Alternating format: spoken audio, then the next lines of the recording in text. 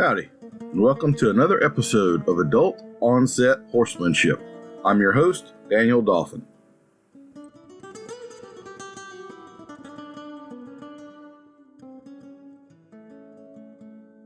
Our guest today is one of my favorite people in the horse business. I always have a blast chatting with him. It's Dr. Joe Gotti. He is a retired professor of animal science from Stephen F. Austin University in Nacogdoches, Texas. He started the equine program there and the Intercollegiate English Riding Team, which was so successful that the athletics department took it over and turned it into a varsity sport. And I have it on confidence that Dr. Gotti could totally have roped that guy and tied him down in a heartbeat, but the professors at the university didn't want him to mark his territory that way, so he was a gentleman about it. He then founded the Intercollegiate Stockhorse Team, which has been very successful. Today, Dr. Gotti judges some shows, he offers clinics and lessons, and he has helped tons of folks in their horsemanship journeys. He also still regularly competes in stock horse, ranch horse, and cutting competitions. He is a playing stylish bloodline aficionado. He is a winner of the annual Mustache I'd Love to Have contest, a fellow parrot head, and an all-around super cool guy. Dr. Gotti, how are you this morning? So far, so good. Doing great. A little worried about the weather coming in. Yes, sir. I think we picked a good morning to be inside and talking about this, but I think we're going to have some preparations to make tonight. It just hit over here, probably dropped 20 degrees about an hour ago. So, oh, wow. Yes, sir. Well, we always start off each podcast with the short answer, lightning round questions. So are you ready to go on those? We'll try. All right. What is your favorite way to relax? Coffee in the morning, beer in the afternoon. Okay. Are you more of a morning or an evening person? Morning. Are you early? Yeah. Earlier the better. I feel you. Bay or sorrel? Bays. But if you look in my barn, it's mostly sorrel. Yes, sir. Does pineapple belong on pizza? Say that again. Does pineapple belong on pizza? Oh, absolutely. Do you have a pet peeve that you would like to share with us? People driving slow in the fast lane. All right. I don't care how fast you go, but get over if somebody's trying to pass you. What about a favorite beverage? You already said coffee in the morning, beer in the evening. What kind of beer? Land Shark beer, Jimmy Buffett beer. Yes, sir. It's an island lager like Corona without the aftertaste. Will you tell us something unexpected about you? Most people don't know I play the guitar and sing. Okay, I didn't know that about you. There you go. I've always got a guitar pick in my pocket just in case I find a guitar that needs picking. That's perfect. If you could have any superpower, what superpower would you choose? Man, I have no idea. I like it just the way it is. So the real answer is, which ones don't you already have? Huh? Yeah, that's it. Thoughts or feelings? So are you more an intuitive type of a person or more cerebral and analytical? Intuitive. Feelings all the way. Decisive or indecisive? Oh, very decisive. Yeah. Insanely decisive. Scars to prove that I'm insanely decisive. All right. Do you have a favorite piece of tack or horse-related tool? I've got a little short shank broken mouth trammel bit that all my students call a wonder bit because I can put it on any horse and we get along really well. I think it's a combination of the bridle and my ability or inabilities. It just fits you to a T, huh? Yes, sir. Yes. What about a favorite book or movie? Oh, Lonesome Dove. The book or the movie? I like both. The book was much more in depth, I think if I had to pick a book, it would be The American Captain. And that's a hard book to find. Okay, I haven't never heard of it, but Exactly. Lonesome Dove, the book, is my favorite book I've ever read. I read it the first time when I was about 14 or 15. Some of the scenes in which made me wonder why my dad let me read that book at the age of 14 or 15. But I thought it was just an awesome book, truly. I was a little older than that. Do you have a guilty pleasure? Coffee and beer. My lovely bride. Well, I'll tell you what, I was going to ask this later, but since you said that, this is one of my favorite things about you. Would you tell us how you like your coffee, Dr. Gotti?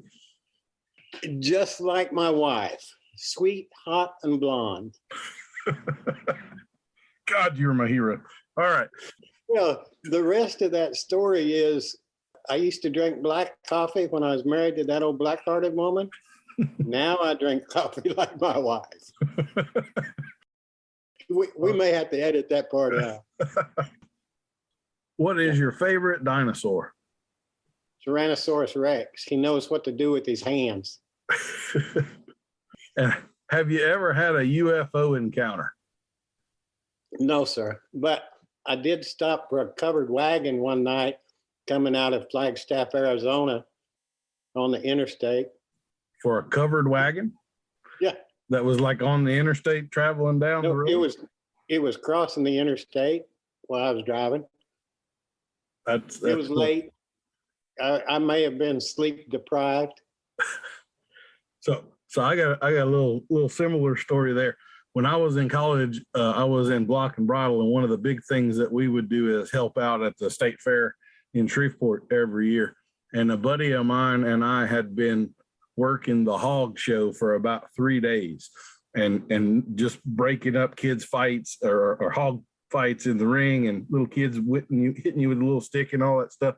And like that, we were pretty sleep deprived, and we were coming back to Ruston probably 1 or 2 o'clock in the morning, and he's following me on I-20, and it's under construction. I'm looking in my rearview mirror, and all of a sudden he smokes the tires, comes to a complete stop in the middle of the interstate.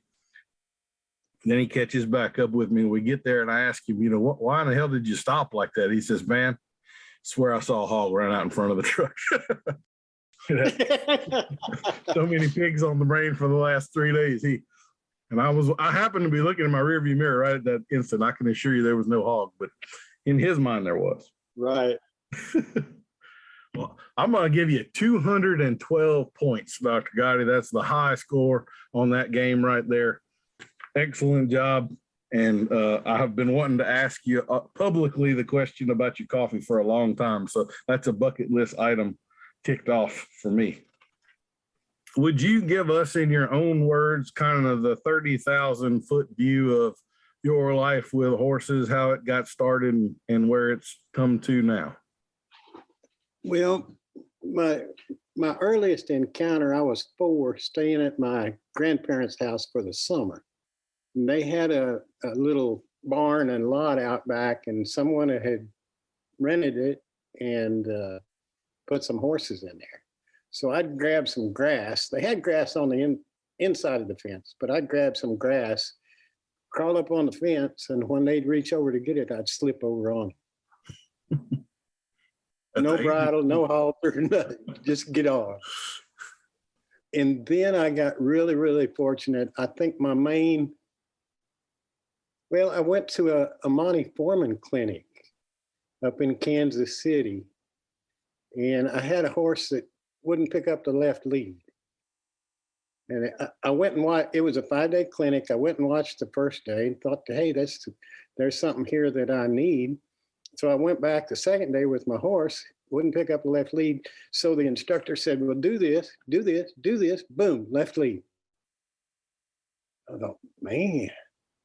Then about 1984, I went out to West Texas to a Ray Hunt clinic, and there were 17 of us in the colt starting class. 30 minutes after we started, all those colts were saddled, all the riders were on, and ain't nobody bucked. I thought that was amazing. So I'd be riding along 6 months or a year later and something would happen. And I'd say, oh crap, that's what Ray was talking about. So 1994, I went out to Alpine, Texas, which is 8 or 10 hours from here, to another Ray Hutt clinic. Same deal, 20 colts, all in the round pen, all saddled. 30 minutes after we started, everybody's going around, ain't nobody bucked. The only thing Ray said to me that whole time was right at the end. He rode up to me and said, just keep doing what you're doing. Boy, I thought, okay. So I paid like $500, $750 for that deal, 5-day clinic. And so I was driving home and my chest got all big. Man, Ray Hunt said, just keep doing what you're doing. That's awesome. Well, about 3 o'clock in the morning, we were going through the hill country there by Austin. And I got to think, dang, I paid $750, and the only thing he said to me the whole time was just keep doing what you're doing. But about daylight, we pulled into Nacogdoches. And as the sun was coming up, I thought, oh, he meant just keep doing what you're doing. So that was kind of my epiphany in the horse deal. Working at the university, we'd have a colt starting class, and we'd start 20 to 30 colts every summer. And you learn a lot about watching people and helping them get started. Most of these students had never been on a colt or never started a colt before. So it was pretty interesting to work through the colts and the people's anxieties. So that's pretty much it. I never showed very much until I retired. Now we're showing a lot over in Louisiana and some of those other ranch horse associations. If I hit the lottery, I'd be at a cutting right now instead of on this Zoom meeting. I'd be riding a better horse. Yes, sir. Well, that's a pretty good deal. I 2 different times almost got to ride with Ray Hunt, but the weather messed both of them up. We had one clinic that got completely canceled, and there was another one that was, I think, a 4-day colt starting clinic, and there was a lady that had one in it that was pretty darn bad. Little contrary to your experience, nobody could ride him. They got him settled, and then there was another guy that was supposed to ride him, and he promptly got bucked off a couple times pretty bad. And they were going to have me try to ride him the last day. This is when I'm 20 or something like that, so I was bulletproof. And it got rained out, and so I never got to meet him, see him in person, or anything like that. But anyway, c'est la vie.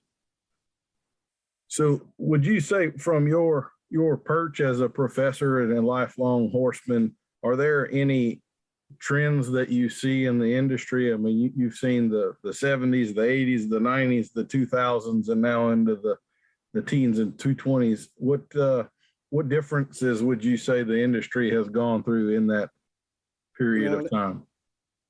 Back in when I started, you took one horse to the horse show and you did everything on it. And then we got really, really specialized. Pleasure horses only do pleasure. Reining horses only do reining, and on down the line. And now with this versatility thing coming back, you take one horse and do everything. So we've come full circle. And I really like the idea of being able to get on one horse and do whatever you need to. I've always had a soft spot, even when we were doing cutting. Usually my favorite horses were the turnback horses because they were kind of the ones that did all of it. And the cutting horses, they get loped around a little bit and they go work for 2.5 minutes, but that turnback horse has a 15-hour day. They were the real athletes out there. So what about trends horsemanship wise? Like you pretty well lived through the natural horsemanship revolution and Ray and Tom and all of that. Would you say that we're a whole lot better off right now in general than we were 40 years ago, or still have problems, but different problems, or how would you characterize it? Well, I think it's a lot better. I think people aren't as reactive as they used to be. I watched, we were on a tour at a ranch someplace, and they'd rope the hind foot of every horse, ear them down, saddle them, and get on. And that was pretty rough. And the trend now is to think it through as a person and allow the horse to think it through and accept what's going on. So I think it's better. I think there are still some areas that need improving, but that's always going to be the way it is. Hopefully, yes, sir. Wouldn't it be boring if we figured it all out? That'd be terrible. We'd be bulletproof again. Yes. Well, where would you say we are in our journey right there? Like, to me, one of the sort of big changes in the last 7 or 8 years is the brain science stuff that's starting to be talked about a lot more. Dr. Stephen Peters, I think, had a pretty big hand in that. Was any of that in your repertoire as a professor, or are you kind of on this journey with the rest of us on the brain science end? Well, I think we're all on the same journey, just at different points. Science can be pretty misleading. I think you have to start where the horse is and then build on that. I'll tell you what, I was going to get into this later too, but since we've brought this up, the last Q&A that I did, which I think as we're having this conversation hasn't been released yet, but it was actually on some of the science and some of the flaws and things and the words that get, like, for instance, I've heard probably 4 or 5 times in the last few months of how the whole leadership thing has been debunked. And I take pretty strong exception a lot of times to the word debunk. That usually means that one study came out that someone extrapolated one thing out of, and then they pretend like 80 years of behaviorism doesn't exist anymore all of a sudden. So, yes. Yeah. So let's talk a little bit about that. Are there any particular research projects or studies that you draw on, or are you a B.F. Skinner guy, or what on the science end of things have you got? I think we need to go back to Pavlov's dog. Ring the bell, get rewarded. And if you approach horsemanship with that same attitude, it usually works out. I went a different direction, didn't I? I can see by your face you weren't thinking that. I was not expecting you to go there. No, sir. Well, so the realm of classical conditioning, I guess one of the things that I tend to think about is that every single problem horse I think I've ever dealt with, what I'm really dealing with there is a conditioned response, which is what Pavlov's method was getting to, where we wind up tying and I'm going to get out of the technical terms here. I've already done a video explaining the technical terms, but basically we have tied a stimulus that used to mean nothing to it, an unconscious physiological act like the salivation. You can't make yourself salivate. You can't make yourself not salivate. And we can do the same thing with bucking in a saddle and associate those two things in a bad way, or being tied and setting back, or any hard to bridle, just about anything you could quote unquote accidentally teach a horse the wrong thing about winds up being a conditioned response type of a deal. So that's one of the things I like to tell people about it, is that all of those terms are innate in nature. They really have or amoral, I guess is a better word. They're not good or bad. They're just what they are. So conditioned response could be a very helpful, pleasant thing, and it could be a very bad, dangerous thing. It all depends on how you set it up and what response you got, Absolutely. And my example is, if I say chair, some chair comes to your mind. And if I say chair to a horse, probably nothing happens. But if I say a wooden chair with rockers and a soft cushion seat, then your mind changes.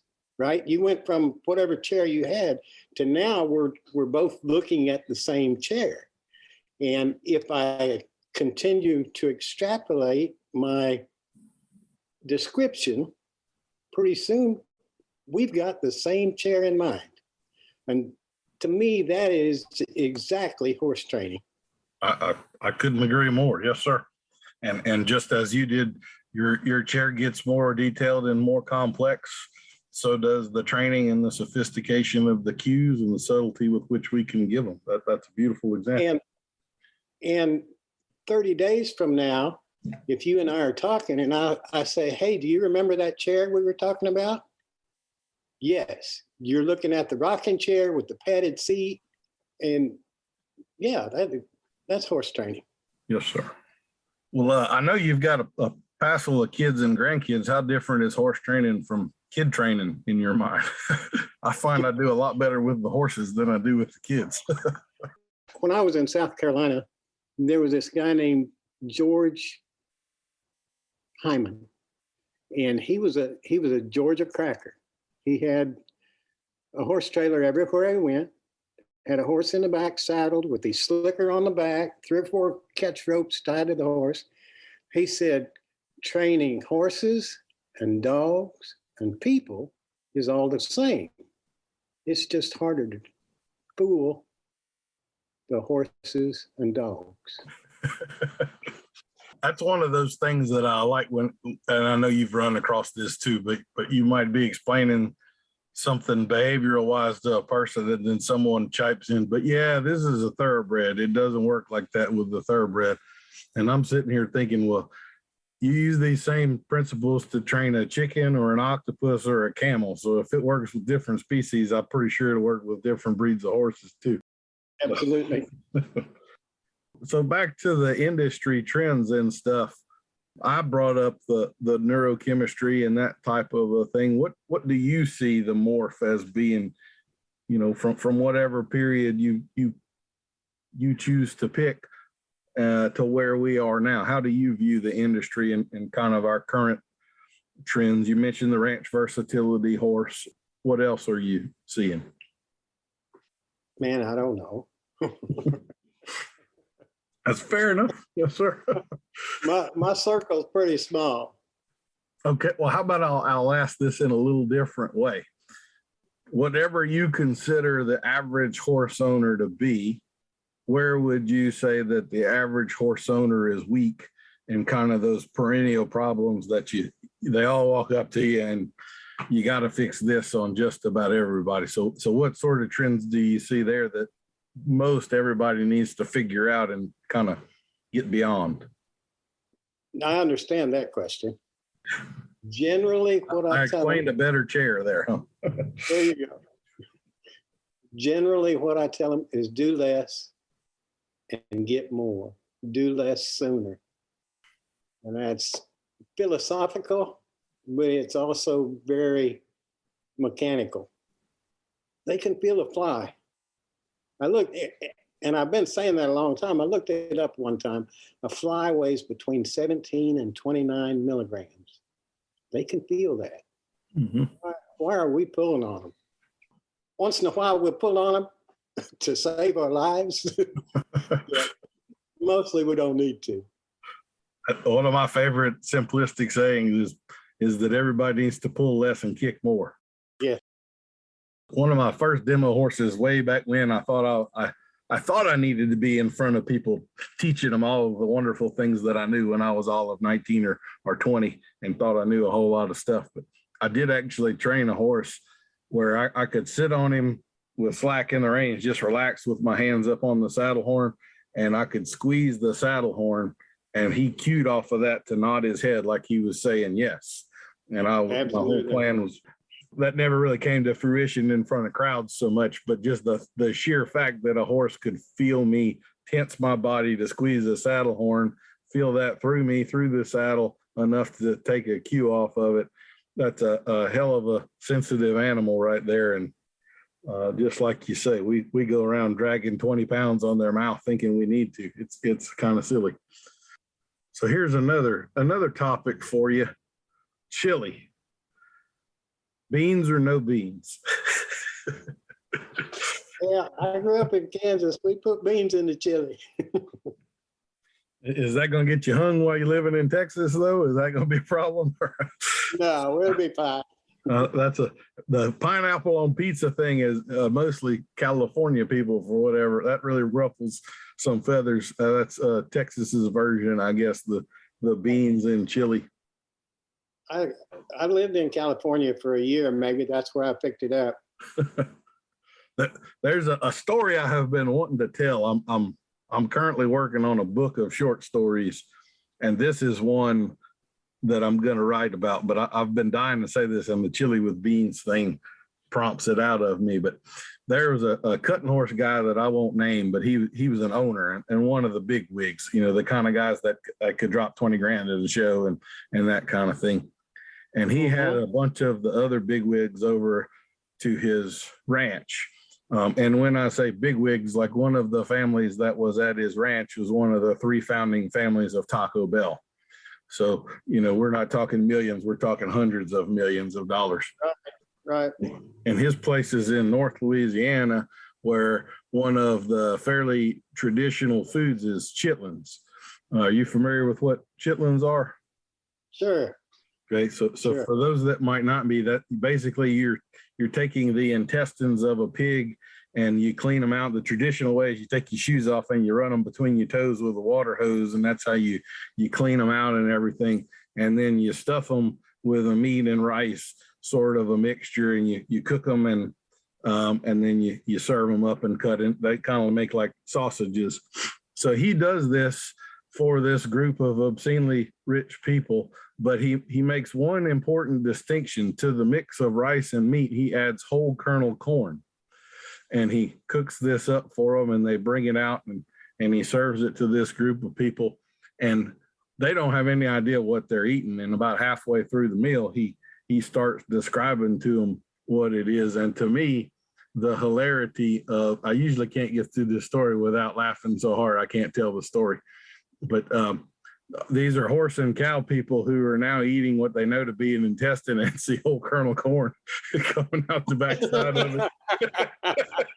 You just imagine. I mean, they could have been having caviar and lobster and $1,000 champagne, and he's feeding them intestines with whole kernel corn coming out the backside of it.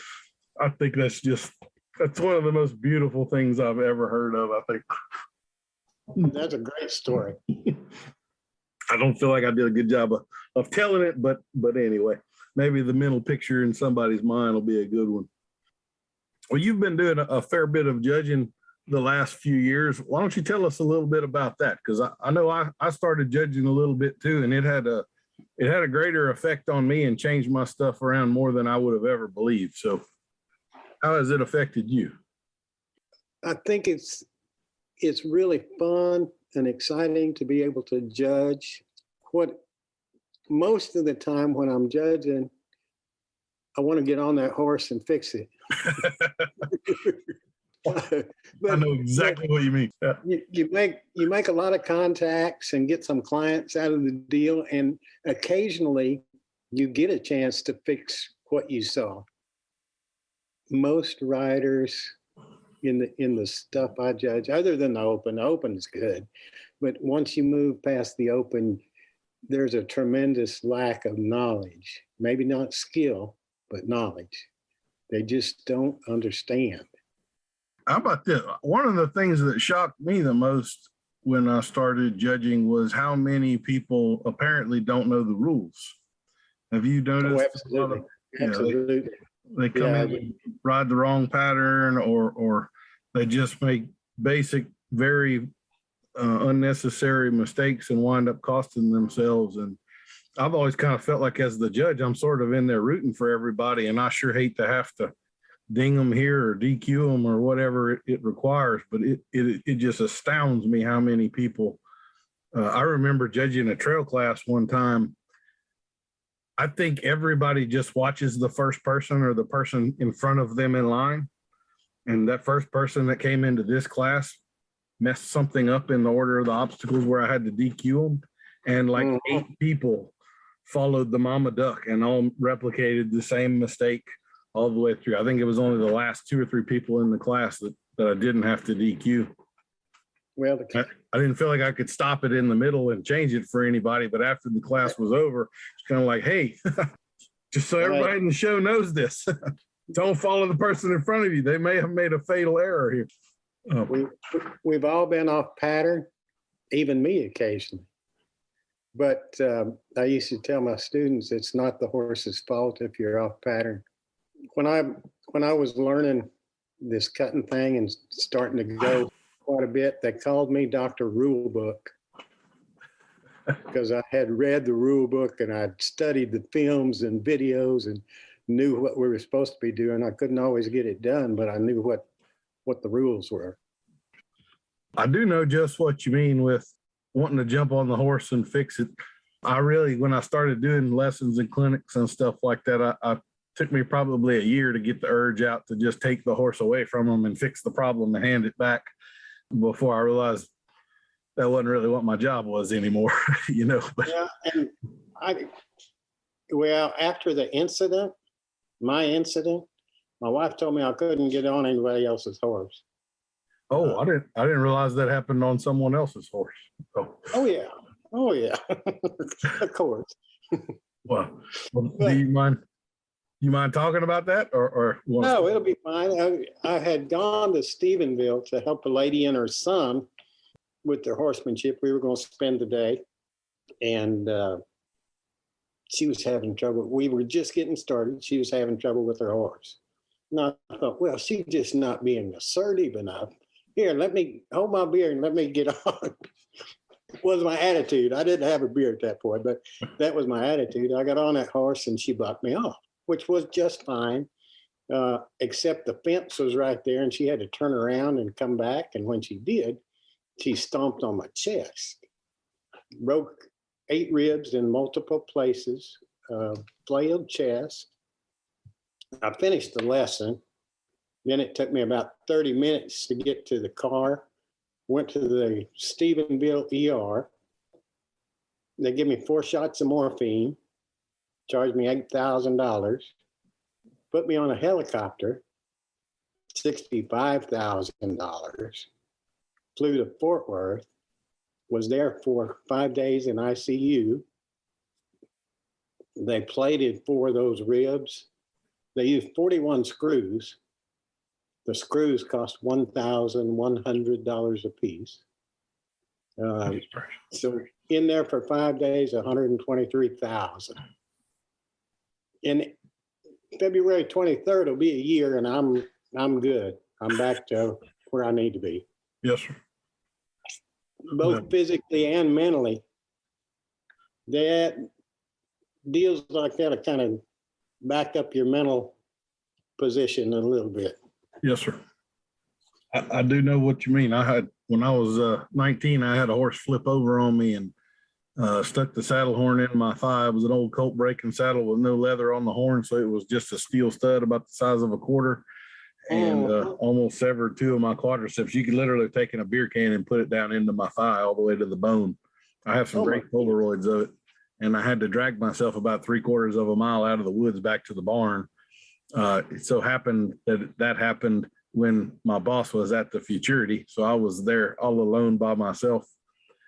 When I got to the barn, I also had to crawl through a hot wire fence to get to the barn, which took about 3 minutes in that condition. And to this day, if you walk up and shock me, I will knock the hell out of you. I don't find electricity funny at all. But anyway, I decided I wanted another person around me at that time. So I hopped on his 4-wheeler, and there was a little trucking dispatch office down the road. So I rode the 4-wheeler over there and signaled to the lady through the window. And she knew who I was. She saw me riding past there and stuff all the time. And she motioned for me to come inside, and I motioned for her. I couldn't come back out. So she came outside, and as soon as she saw me and all the blood and everything, she went into shock. So I had to get her to go back inside and come out with the cordless phones. I had to call 911 for myself and give the ambulance directions, and then take care of the lady that had gone into shock looking at me. It was a great day. But anyway, for probably the next 2 or 3 months after that, every time I closed my eyes, I saw that damn horse coming down on top of me again. So I think sometimes people get the feeling like those of us that do this professionally are bulletproof and we don't ever have fears to get over or issues like that. And we damn sure do. So anyway, we just don't usually talk about it except to each other, right? That's it. Yeah, we don't tell people that our confidence is somewhat lacking. So speaking of that, conversations behind the scenes, do you remember the first time we met? I think it was at a colt starting deal in Louisiana, wasn't it? It was. And you walked up, and the other guy and I were chatting, and you walked up to us, and the first words out of your mouth were, "Neither of you guys has a gun, do you?" Do you remember that? No. And I'm going, what in the hell have I gotten myself into in this competition here? We gonna have a gunfight or what? You want to tell that story? Do you remember it? Or? No, I don't remember it. So you had been in that competition before a couple of years, and there was another guy in it who decided as part of his. Yeah. All right, you wanna take it? Yeah, the year before I met you, I was at that competition, and at the end of it, you do this little how far you've gotten along, and this guy pulls out a gun and starts shooting. Well, I'm a little bit nervous about that. I hit the deck.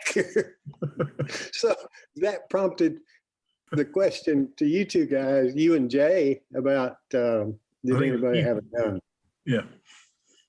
I can only imagine. There were a few times because we're all out there in round pens that are about 10 feet apart, and you get focused on your horse, and all of a sudden, all hell breaks loose, 12 feet off to your left there, and you might not have been at a real good time for what you were doing with your particular horse. So I can only imagine being in the zone at a skittish little spot right there, and somebody shoots a gun off right there. That must have been a lot of fun. Well, all right. Well, I think it's about time for our sponsor for this episode, Dr. Gotti. And I always try to make sure we get the sponsor tailored to the guest. So in honor of you, Sam Elliott called and said, "You guys look like 8-year-old boys. It's time to show some masculinity. Dr. Heidenfrog's mustache stimulator. Have you always wanted a lush, full mustache like Rosie O'Donnell? Perhaps you're old school and want to rock a pencil-thin mustache while driving a convertible to the Keys and blasting Jimmy Buffett. Or maybe you want all the girls in your classic horns-on-the-hood caddy. Well, Dr. Heidenfrog's is your daddy. If you've been searching for a way to greatly improve your flavor saver, it's right under your nose. Dr. Heidenfrog's mustache stimulator will give you the lip broom to make other men jealous. Our patented follicle fertilizer will kickstart your sex appeal. Women will want you. Elk and bison will fear you. Your goatee could be the envy of all the does. Your Fu Manchu will have all the ladies saying, God bless that man. Your twisted ends will have the ladies tied in knots. Dr. Heidenfrog's mustache stimulator. Don't shave it for later. Pick some up today. We know it'll grow on you. Available in various scents like the blood of your enemies, black coffee, peaty scotch, or Kentucky bourbon and mahogany. And for you millennials working on being a man, we can introduce you softly with lavender, half-calf mocha latte, and mint and honey. We also have Dr. Heidenfrog's industrial mustache wax offered at a discount because you're going to need it. All right. What do you think? I was at the auto parts store the other day getting some stuff for my truck, a fuel filter, and this little girl behind the counter, she must have been 18 or 19, walks up and says, I'm not weird or anything, but I love your mustache. I said, well, I was born with this. I was an ugly baby. Oh, I'm trying to think of his name. You watch the UFC or any of that fighting stuff very much? No. There's a guy named Don the Predator Fry, and he's an old school fella. He was fighting way before the US was popular with that stuff. but he's probably most well known for his mustache, and that's one of his taglines. Anytime anybody asks him about it, it takes him about a half an hour to shave it off every morning. You know.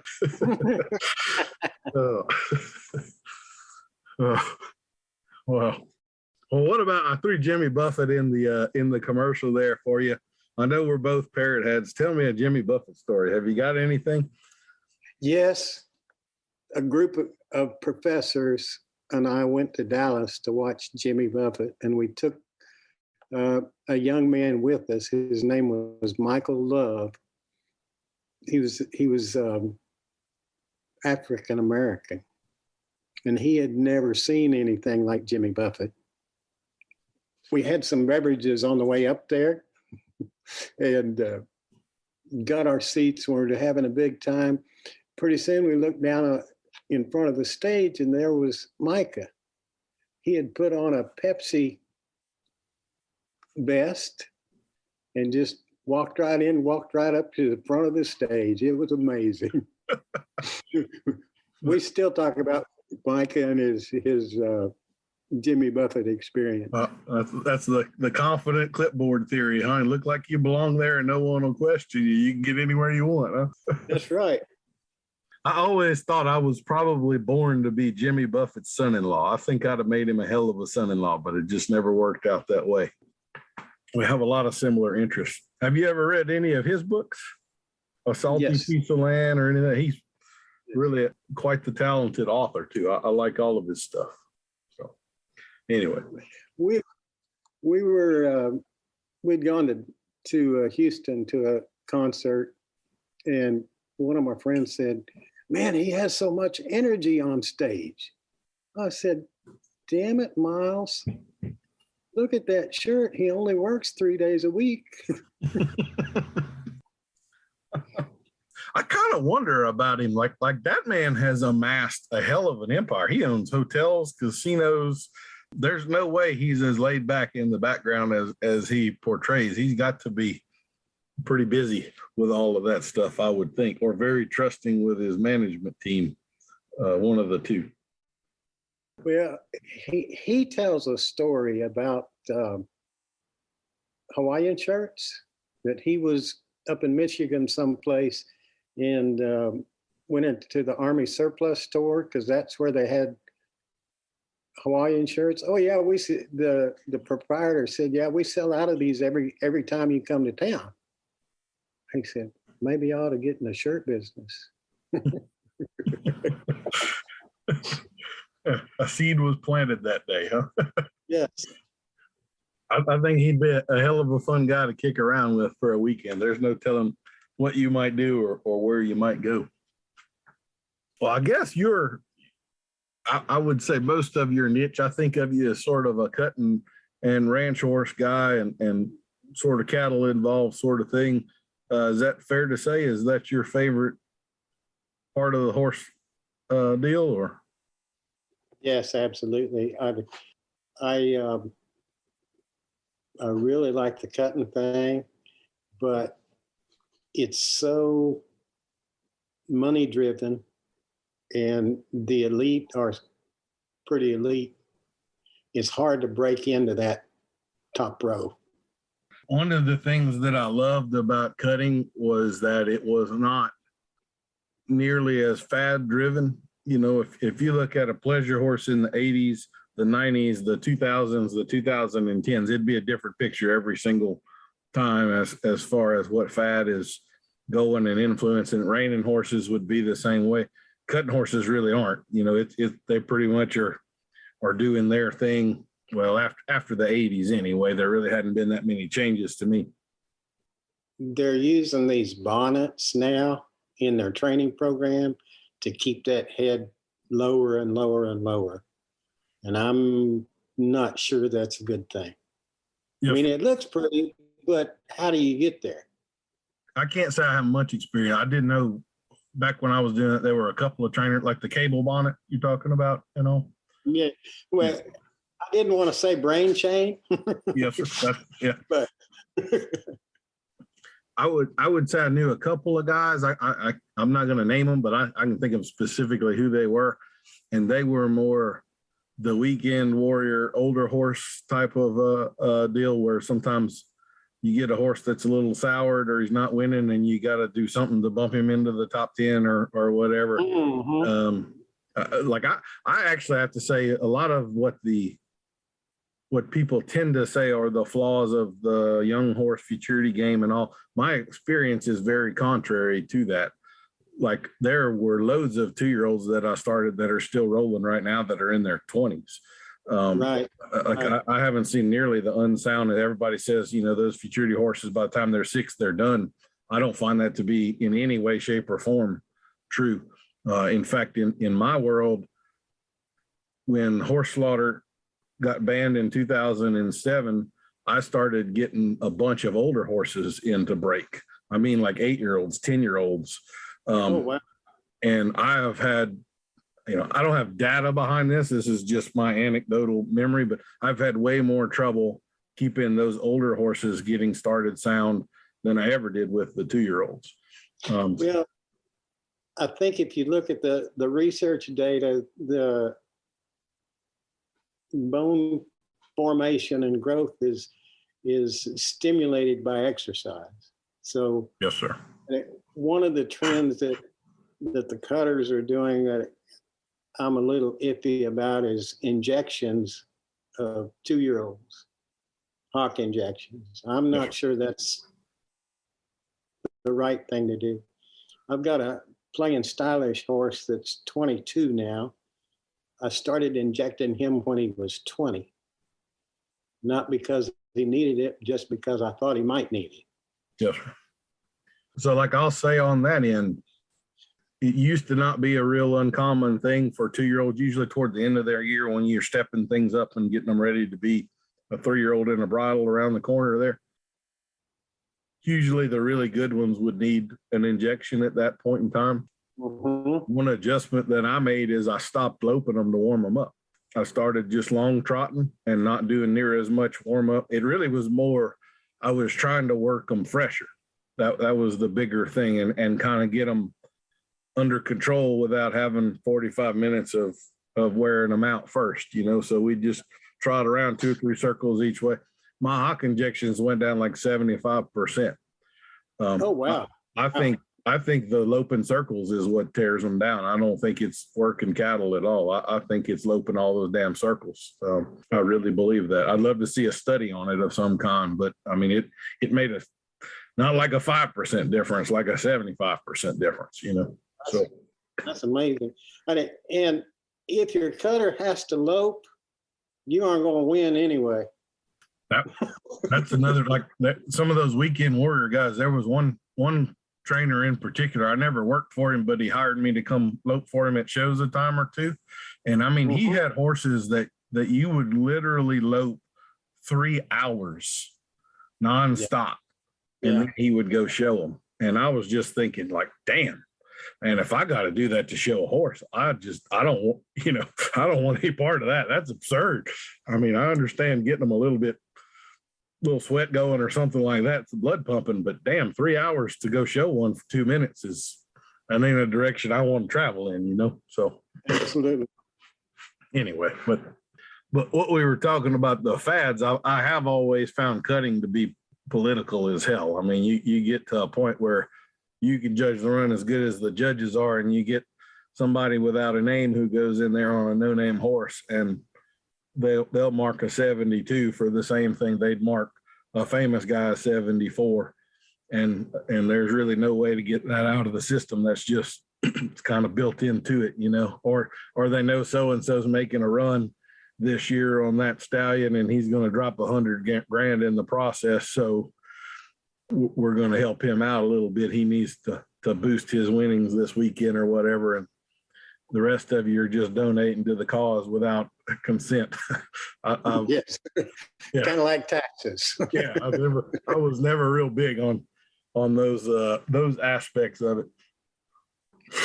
I've got a story about that. When I was first starting to ride bulls, up there in Kansas, John Macbeth was breaking into the PRCA. I think it was the RCA then, but anyway, he was still coming to some of those amateur shows and riding. So John, is that RCA pretty political? He said, well, I don't know. He said, the first horse I got on, I marked a 74 and win $1,328.15. I didn't think it was political at all. So if you're good enough, it don't matter. Yes. I used to ride bulls myself, but I never had the family connections I was just the kid that showed up and nobody knew who I was, and I would do my ride. The last year I rode, I covered 75% of my stock. And as you know, in bull riding, that's pretty damn high. Most guys are maybe a third of their bulls or something like that. I didn't win a check. And wow, that gave me the red ass to a very large degree. The last rodeo I rode in, I had a re-ride bull in the first go.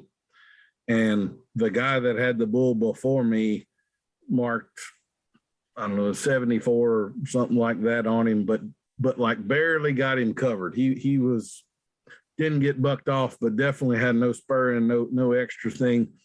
About an hour later, I have the same bull and I spurred the dog shit out of this thing. I mean, I put on a show and they marked me 1 point lower than the other guy. And I said, y'all can kiss my ass. I'm done. I've never been on another one since. So, yeah, I had a similar deal when I was at college rodeo there at Fort Hays. Lyle Sankey was going to school there and on the rodeo team. We were both riding bulls, and he put on a nice ride. And then I came out and put on what I thought was a great ride, and I was 2 points lower than him. Well, shit, everybody knows Lyle Sankey rides bulls better than me. 2 points better. yes, sir. I understand why people get into the speed events and stuff, because the clock doesn't judge. It is what it is, and you were either faster or you were slower. Anyway. Yeah, most judges are fair. Yes, sir. Most of them are. I mean, I guess it's like anything. There's good ones and there's bad ones. Having been on the other side of that, having been a judge, I never criticize the judging. Does that make sense? A little bit, yes, sir. I mean, I'll say a few things. One, there was an association that I was a carded judge for, and so I became very familiar with their rule book and all of that stuff. And so specifically with regard to bits, when they got into their rule book, the guy that had written it was attempting to outlaw gag bits. The way that he wrote it, technically he outlawed all curb bits. Oh, wow. And I kept telling him for like 3 or 4 years, because it was an association you had to retest every year. Every time I'd come across it, I'm like, damn, you hadn't fixed this yet? And I'd send him an email. And it kind of struck me that every judge is going through this, and none of the rest of them seem to notice that the rule book has outlawed curb bits. And we're all supposed to be taking the same test here. So I guess that was part of it. And a few of them I knew, and they were pretty good horsemen that should have caught the same thing I was catching in there. Mm-hmm. And the guy that wrote the rule book, the same thing. He was a lifelong reining trainer. If he doesn't know the mechanics of a dang curb bit, anyway, sometimes it's all fallible, I guess. Yes.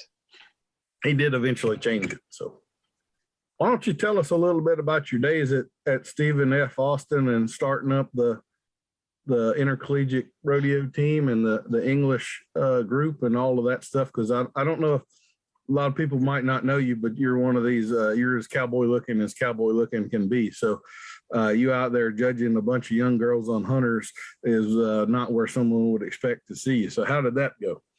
I had a lot of help. Several years before we started the equine program, I was doing this colt starting class, and we'd ride lots of horses. When I put forth the idea of an equestrian team, I knew that we would get young ladies to come to school there. If you can bring your horse, you're going to come to school here.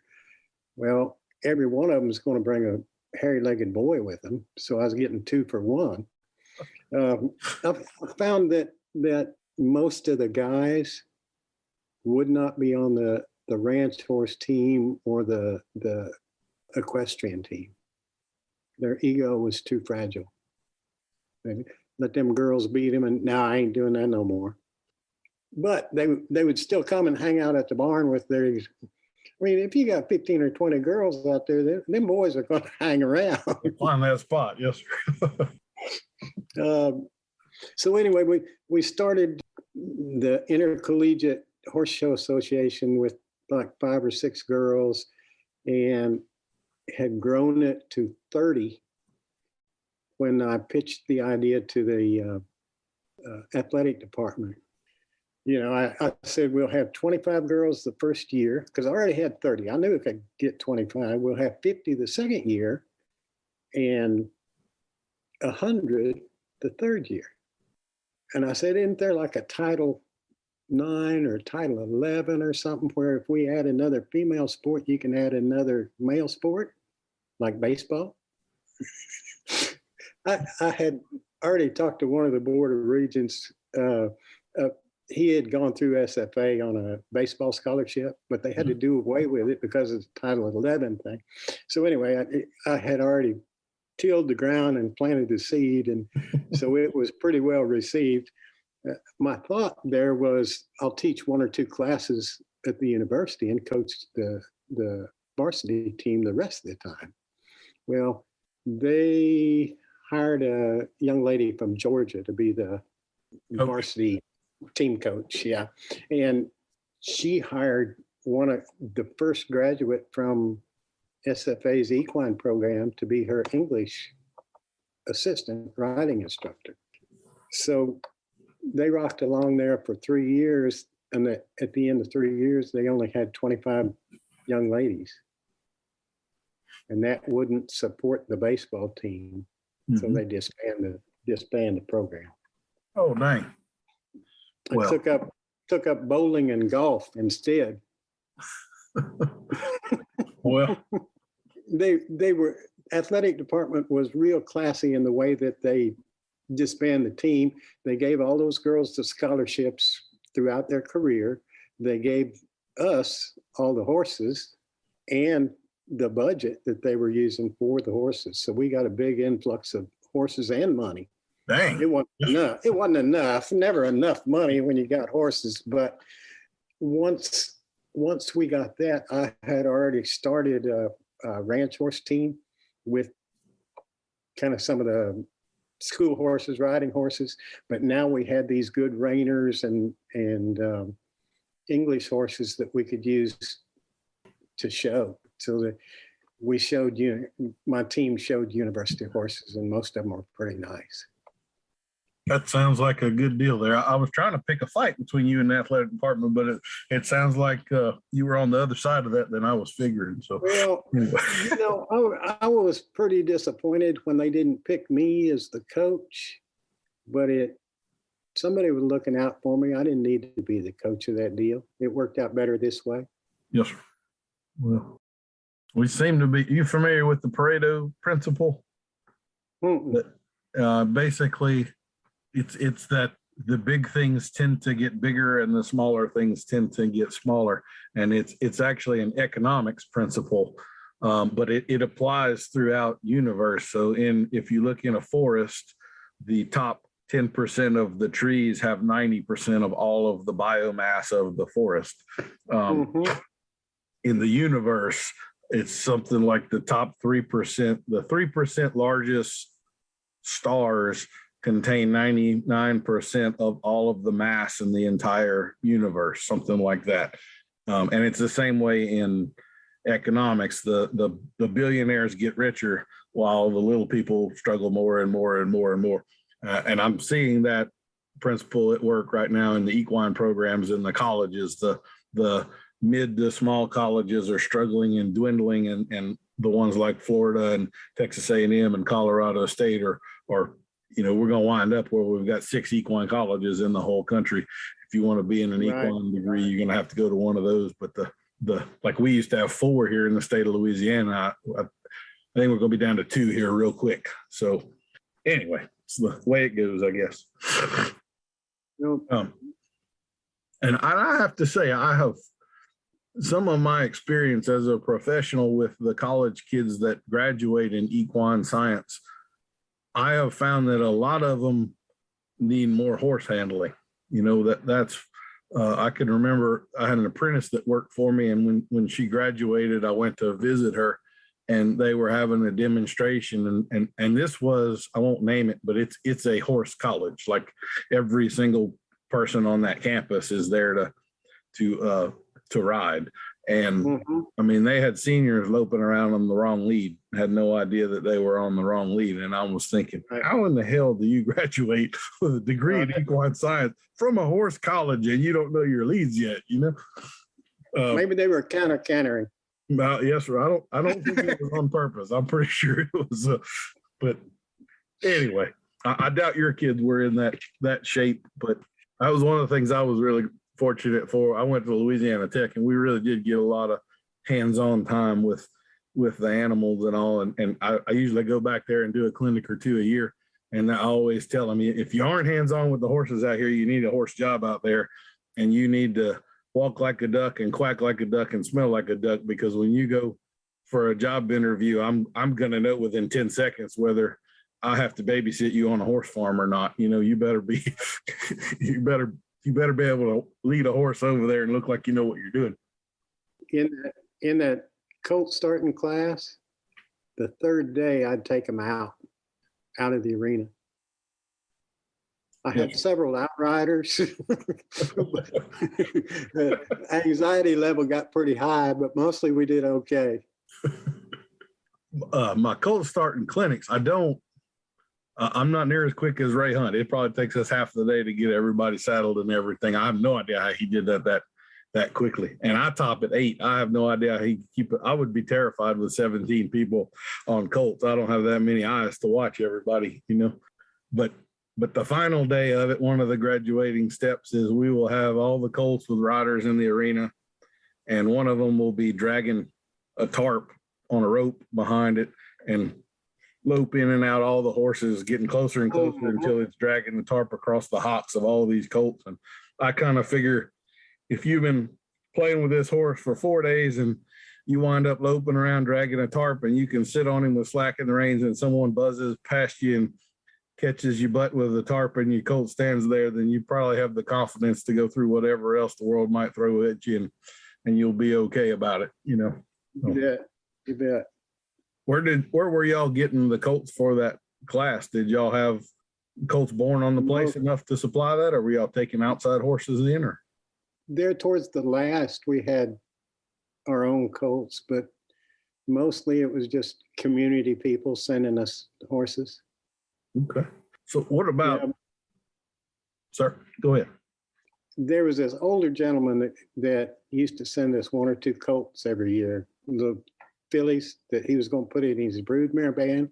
And I'd always pick one of them out and say, boy, this is a nice filly. I'd like to buy her. Well, no, that belongs to my wife. I couldn't sell that one. Okay, well, and that went on for 20 years. I'd pick one out. No, that belongs to my wife. Well, I'm pretty sure that wasn't true, but he got in bad health where he couldn't take care of his horses anymore. So he called me one day and said, I need you to come out. We need to talk. He said, I'm going to give the university these horses, these broodmares. There were 20 of them. 19 of them had been through the colt starting class. I'd worked on that deal for a long time to get that worked out. Anyway, we got those 20 or so mares, and they all had half of them had colts on them. And then we found a nice stallion that this lady let us use, cutting horse bred that we bred those mares to, and got some pretty nice babies.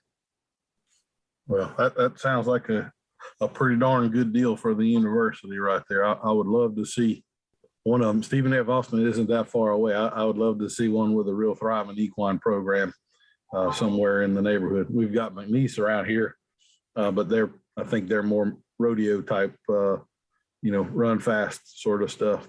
So Right.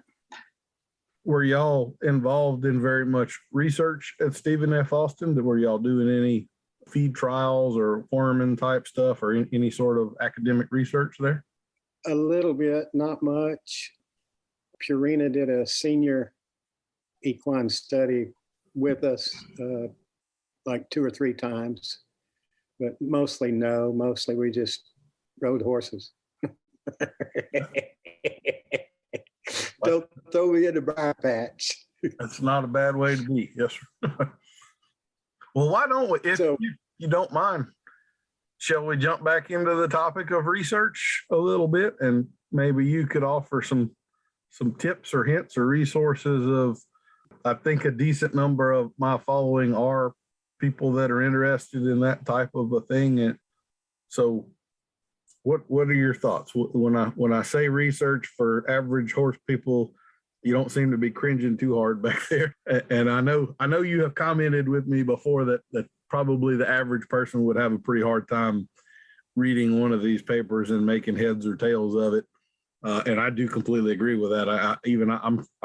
I am not at all afraid to look up a word here and there and so forth as I'm coming through some of that stuff. So what are your thoughts there?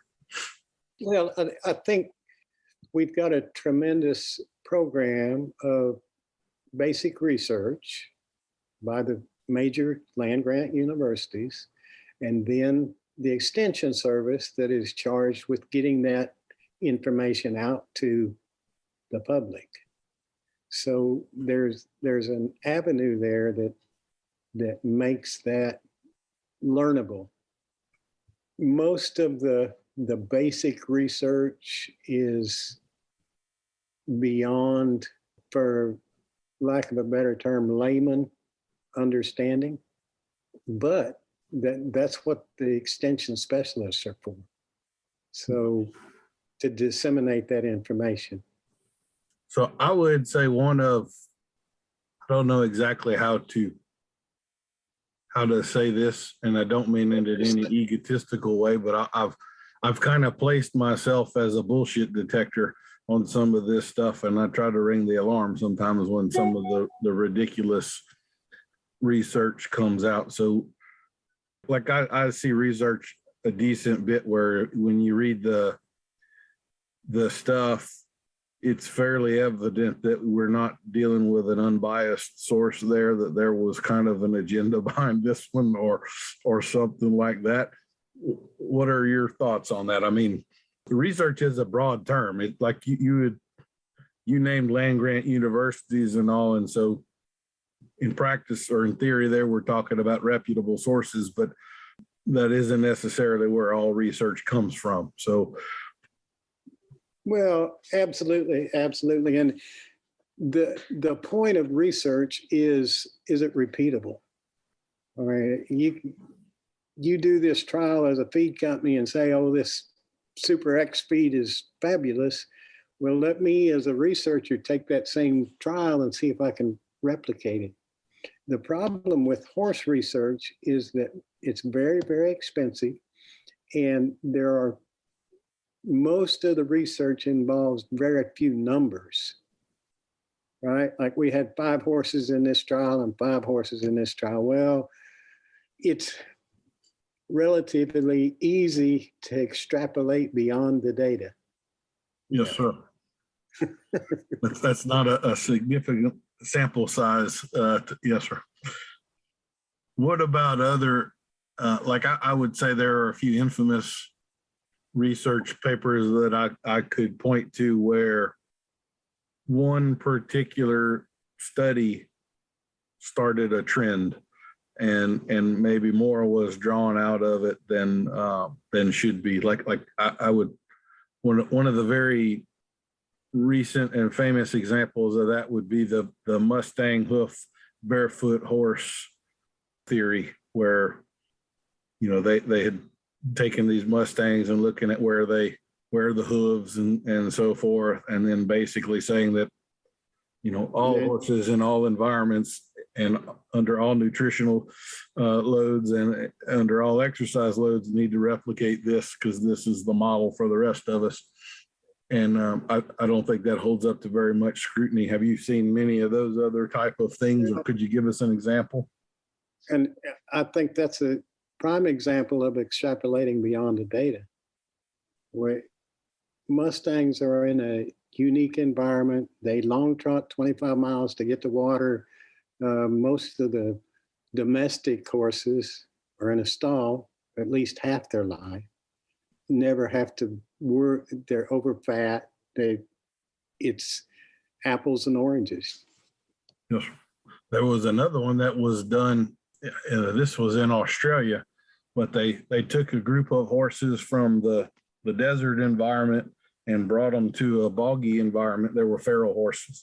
And then they took the feral horses that were in the boggy environment and they took them to the outback, presumably, or wherever, and dropped them off. And they were going to get them back up in 6 months and look at what changes their hooves had gone through. Well, the group that came from the moist area and was brought to the desert within 2 weeks, almost all of them were so lame they couldn't get to water anymore. And they had to go and rescue them. Their hooves had cracked and split, and they were just a bunch of lame horses. And it seems to me like there's as much to learn from that failed research as there is from the real research. You know, the hoof does not just magically change itself overnight and accommodate any sort of environment. And there are repercussions to some of those changes like that. And also, you know, very few people know about that project, where we kind of have something that may be contradictory to what is being said. We handpick what research we're going to decide to follow. There's almost a social trend about that of follow the science right now, but we're going to decide what science is good science and what science is bad science, you know? Yes. But in terms of the scientific method, failures are good, right? Yes, sir. We tried this, it didn't work. Okay, so that doesn't work. Now let's move on and see what might work. So as an example of that, when I was in graduate school at Clemson, I was the AI technician for their beef cattle. And we put Nair hair remover on the hips of those cows, thinking that the Gomer bull would mount them and rub the hair off. And that didn't work. So we didn't use Nair anymore. I would say, you're talking about failure. I would say it's necessary. I mean, really, with research, it's almost like the point of it is to form organizational structures, and we now know within this box we're correct. But the failure is the line of when we left the box, and now we're no longer on that path. I kind of think of training horses that way, that we're trying to stay on this road. And I think there's a lot of people that look at reinforcement and all as we can go off on this ditch. I don't think many people are willing to acknowledge that there's a ditch on the other side also. Absolutely. I only believe in positive reinforcement. Yes, sir. If negative reinforcement worked, there wouldn't be repeat offenders in prison. And probably 85, 90% of incarcerated people are repeat offenders. So if punishment worked, it didn't work for me. Yes, and let me correct you. It doesn't work for horses. Yes, I think you misstated. You said reinforcement a minute ago, and I think you meant punishment. So Yeah. There's a Pareto principle there too with the incarcerations. Like I think it is something, with the repeat offenders, something like 90% of the people in prison are, the same small section of the population commits all of the crimes is essentially what it boils down to. So what we got into positive and negative reinforcement and punishment right there. And I would say that's one of the trends that I see right now. There's a pretty large section, I won't say a large section, but there's definitely a growing contingency of positive reinforcement only people that are approaching that from a fairly purist sort of a direction. And I don't know, maybe it's something. I was probably a little more idealistic when I was younger, and most of these people do tend to be younger, but to me, big part of the horsemanship journey is trying to put as many tools in your toolbox as you can amass. And for whatever situation you come across, maybe you have a tool for that and the tool you're skilled with. And I can't imagine a situation where I would ever pull one tool out of my toolbox that I've spent 40 years accumulating and say, now I'm only going to use this tool for the rest of my life. And maybe I wasn't clear. There's a line. As long as you're on this side of the line, we'll work with you and set it up again and see if you can find it and keep working and working. But you can't get over you get over that other side of that line, we're in trouble. You're in trouble. It hurts when you do that. Yeah, that's that little dose of reality and experience for all of that stuff. One of the thoughts that I have with positive reinforcement, and predominantly we'll say food driven, food reinforced behaviors, is that and this is one of the things that I know that we know from the brain science that we know. If a horse goes into the sympathetic nervous system and fight or flight, one of the first physiological actions that occurs there is that digestion shuts off. Absolutely. And that's actually how we know that licking and chewing correlates to a dopamine release, because that is when the horse shifts back to the parasympathetic, the digestive system kicks back on, they salivate in their mouth, and then they lick and chew, and we now know where we just arrived back at, or there's a delay, but that's basically how we know licking and chewing is an important sign. And so to me, in theory, I haven't found any research specifically on this, but if I'm going to try to use a food drive method of motivating my animal, and I'm dealing with an animal that is prone to go into a state where digestion doesn't matter anymore, then do I lose everything at that moment? It seems like there's at least a fair risk there, where if I'm using negative reinforcement and touch and pressure and release are involved, then maybe I at least have a rope or a rein or something on that animal where I can have a physical barrier there and use that to get them back to me. So what would be your thoughts in there? Does that make sense to you, or dog won't hunt? Or? Yeah, absolutely. I think it. I never feed a horse. I feed them in the morning and feed them at night, but they don't. I don't use food as a incentive. I feed you because you have to be fed. But from my perspective, a horse wants to be left alone. So if I've got a request, I need you to do something, I'm going to apply enough pressure, enough stimulus to get that reaction, and then I'm going to leave them alone. You did what I wanted. Okay, we're done. You did what I wanted. Okay, we're done. Yes, sir. One of my little tricks revolves around trailer loading. That's always one of the perennial problems that people come up with. So I've been doing this for years, but I'll take all of my colts, and by the time I'm, let's say, past the first week, generally the colts don't involve as much of my time anymore. Now we're kind of in more of the regular paddle of saddle them, get on them, ride them, and so forth. So once they're not as time consuming, when I end my ride, I tend to lead them to the trailer and load them up. And that's where I loosen my girth and everything and unload them. And they may not have loaded very many times. It might take me 30 minutes to load them that first day, but by Friday, they're leading me to the trailer. I can't wait to go get in that thing and quit the day. So if I get in the trailer, you're going to leave me alone. Absolutely. It becomes a great place.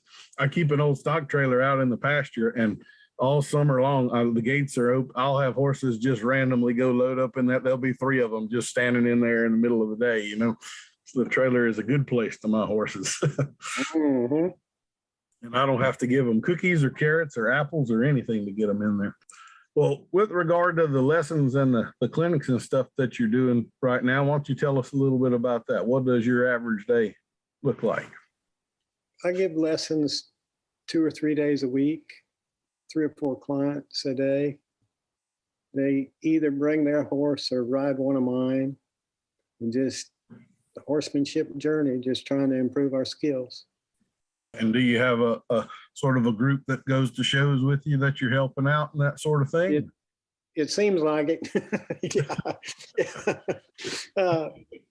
In fact, there'll be 6 or 7 of us over in Louisiana this weekend, kind of the Gotti contention. Y'all have T-shirts made or maybe a face mask nowadays or something? No, several years ago, the ranch horse team came up with a T-shirt that the back of it said "Respect the stash," and that was for me. Yes, sir. You are tailor-made for a caricature kind of a T-shirt deal right there. Oh, absolutely. It worked out. Do you know Nick Dowers? You familiar with him? No, sir, I don't know him.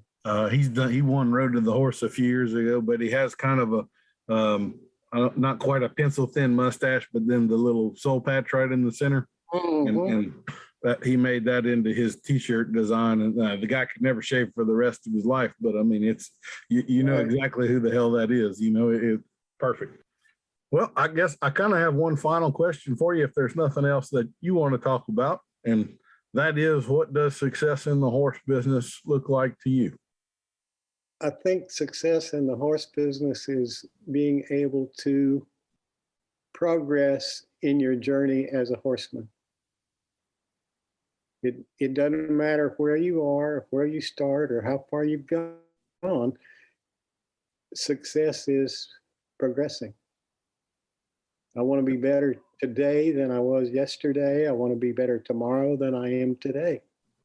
And I want someday to get on a horse and think, we need to do this, and the horse doesn't. And that to me would be ultimate success. That actually brings up a few other thoughts for me. Like I guess when I think of you predominantly as a teacher, and I'm probably not alone in that list. So I was honestly expecting you to go a little more to the line of the people that you have influenced, because I think you're one of those people that has influenced many others and helped them along their journey. And that's not a statement that you can make about very many people. But I had a former student come ride with me one day, and we went down and worked cattle at this friend's place. And when we got done, she unsaddled and packed her saddle the same way Ray Hunt taught me to do it. And I thought, damn, that's neat. I had a moment like that with my older son not that long ago. A little different. I don't remember exactly what he said, but basically he out-me'd me, if you know what I mean. Yes. And I was like, okay, that was a little disrespectful, but I'm absurdly proud of you right now. You know, that was disrespectful, but it was true. Really nothing I could say in this instance right now. Well, I love that success to you deals with the horse, you know, and I know this is actually one of those things I'm a little bit sad about, but when I was apprenticing and horses were my whole life before marriage and kids and all of that stuff, I dreamed about riding horses every single night. I mean, I rode horses all day and I rode horses all night. It was the only thing I did. And I was very commonly, I was always the first one at the barn, but I was there till 10 o'clock at night riding just about every night. I mean, I was 16 hours a day after it and dreaming about it at night. And, you know, at that point, it was all about the horse. And it's kind of funny how the journey morphs. I mean, I feel like I spend more time on the person right now. And one of the biggest reasons I started riding horses was so I didn't have to deal with people. And now look where we are. But anyway. One of the things I say is I'm here to help the horses with their people. There are a lot of horses with people problems. There's no question about that. Do you feel like, well, and I'm not trying to make you out to be older than you are, but I mean, there was a period of time where horses were an everyday occurrence for everybody. You know, they were a mode of conveyance. You were plowing, even city people were around horses on a constant basis. And of course, that's not really the case anymore. But I've kind of always felt like if you're just around them that much, that probably everybody had a pretty good level of horsemanship at that point in time. And then the automobile comes along, we kind of lose that in general.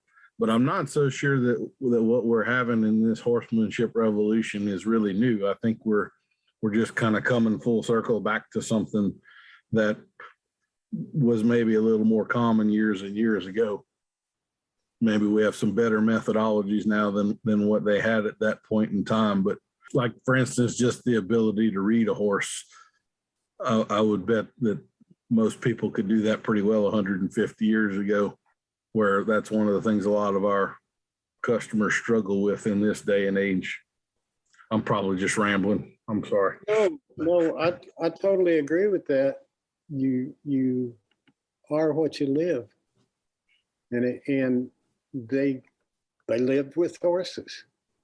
Kind of extending that, most of the millenniums can't change the oil in their car. Yes, sir. Let alone some major, oh, this light came on. What does that mean? Yeah. I tell that to my son all the time, that if you just say yes, sir, and yes, ma'am, and be respectful and helpful, and you can do some basic stuff, the bar set so low right now, you will be on a pedestal, you know? I mean, Absolutely. But you go to meet a girl's dad and you look like you could actually change a tire, he's going to be like, hell yeah, marry that guy. He's actually useful, you know? It's an interesting world right now. Almost every store, every business in Nacogdoches has got a help wanted sign. Yes, sir. I don't get it. I don't understand that part. And most of the millenniums, or whatever they are now, ZYX, I don't know, don't want to work, don't want a job. Some of them don't even want to drive. Like, yes, sir. I started driving when I was 12. When I was 14, I got my driver's license and never slowed down. Well, most of them now don't care to drive. I don't get it. I don't understand that. There's not a lot of ambition. Yeah. Maybe I'm just a dinosaur.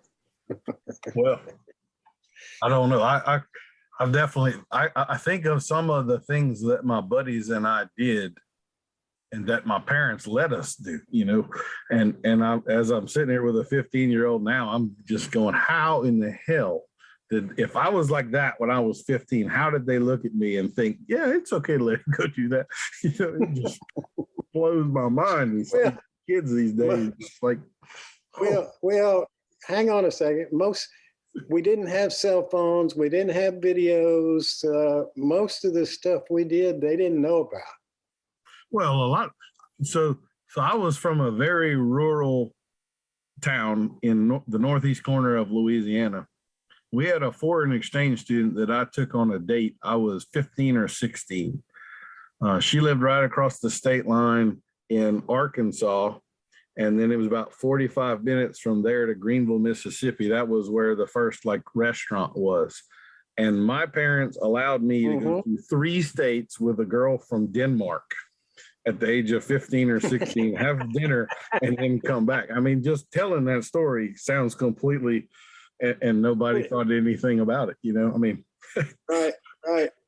But they had instilled the basics. Yeah, and the cell phones, you know, I mean, that was like you were gone. I mean, they were not expecting to contact you for 4 hours or whatever. I mean, hell, we had 2 hours of driving just to get there and back. Good times. So that world will never exist again.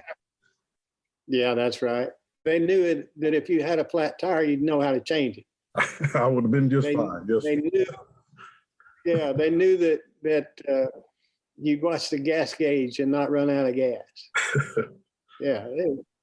Well, Dr. Gotti, it's been a pleasure chatting with you as always. I get a kick out of you every time I get to talk with you, and I certainly appreciate you being on the podcast with me. Was there anything else you wanted to talk about or touch on? We've been almost a couple hours now, so I hate to take up too much of your day. Well, when I do those clinics and stuff, my little start out speech is, we're all egomaniacs or we wouldn't ride horses. Okay. How dare us try to instill our will on another sentient being?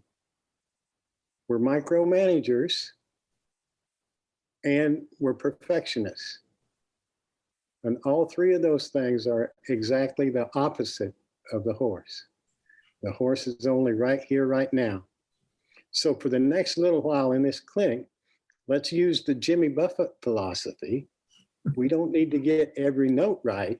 Let's just capture the magic of the music. I like it. Yes, sir. Maybe there's something in there that you can edit out and get a podcast going. Yeah, that kind of like I've asked you earlier, the thoughts or feelings question. I have always I'm a thoughts person. I'm logical, analytical, and I don't let my emotions make many decisions for me.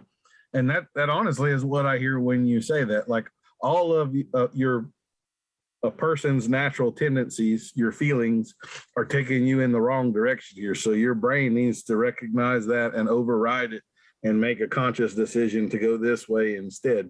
And so that's what I always view good horsemanship as. It is where you may be fearful, you might be mad, you might be disappointed, you might be whatever.